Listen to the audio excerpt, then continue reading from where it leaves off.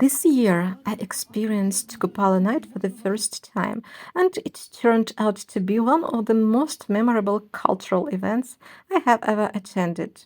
Kupala night is one of the oldest traditional celebrations in Ukraine.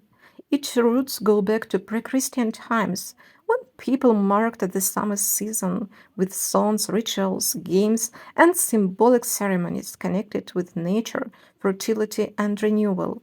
Over the centuries, many of these traditions survived and became part of Ukrainian folk culture. Kupala night, celebrated around the summer solstice, was one of the most important seasonal festivals for the ancient Slavs.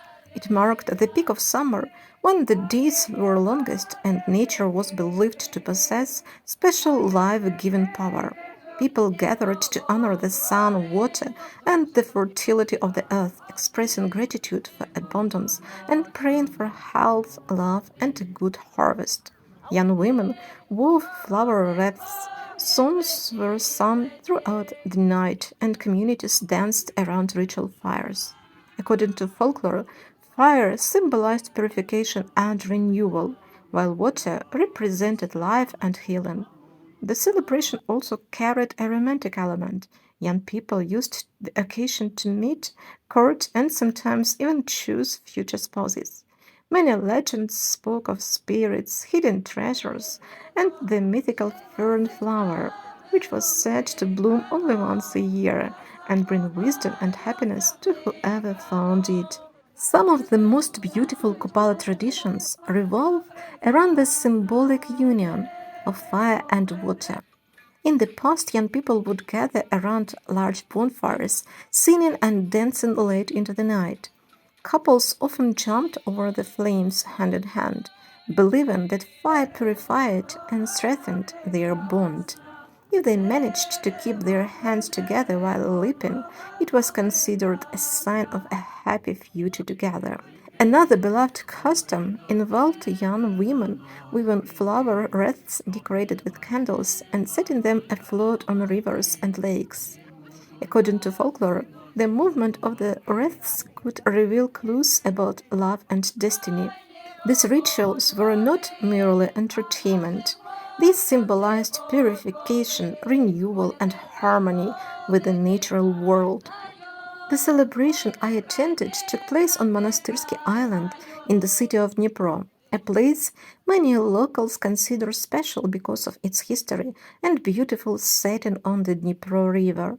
As evening approached, the island transformed into a living picture of ancient Ukraine. Many boys and girls arrived wearing embroidered shirts called vyshivankas, singing traditional songs and enjoying themselves. Despite the war that Ukraine has endured for years, people, especially the younger generation, continued to choose life, joy, and community. There was no sense of escapism. Rather, it felt like an affirmation that culture and identity are worth preserving. One of the most fascinating discoveries for me was a genre of folk songs called teasing songs. Young men and women sang playful verses, joking and poking fun at each other in a friendly competition. It was impossible not to smile. Suddenly, ancient traditions felt surprisingly modern. There were circle dances, communal games, and the decoration of Marina, a symbolic figure representing nature and the cycle of life. One particularly amusing game was called the crane, where participants moved together in a joyful chain accompanied by music and laughter. Many people today are rediscovering Ukraine's pre-Christian heritage. For some, it is becoming more than just folklore. It is evolving into a vibrant subculture that embraces mythology, traditional clothing, folk music, and a deeper connection with ancestral roots. Seeing so many young people enthusiastically embracing these traditions gives me hope that they will continue to thrive. Beyond the entertainment, there was something deeply spiritual about the evening. In ancient times, Kupala rituals were believed to connect people and the forces of nature and the wisdom of their ancestors. Standing among the trees and the river, listening to old songs and watching circles of dancers, I understood why these traditions survived for centuries. They create a sense of belonging, not only to a nation, but also to generations that came before. The entire event was wonderfully organized, full of warmth, music, laughter, and genuine emotion. For visitors interested in authentic cultural experiences, Kupala Night in Dnipro is far more than a festival.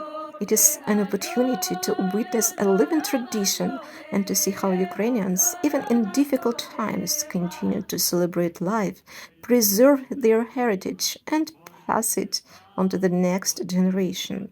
And for me, it was simply unforgettable.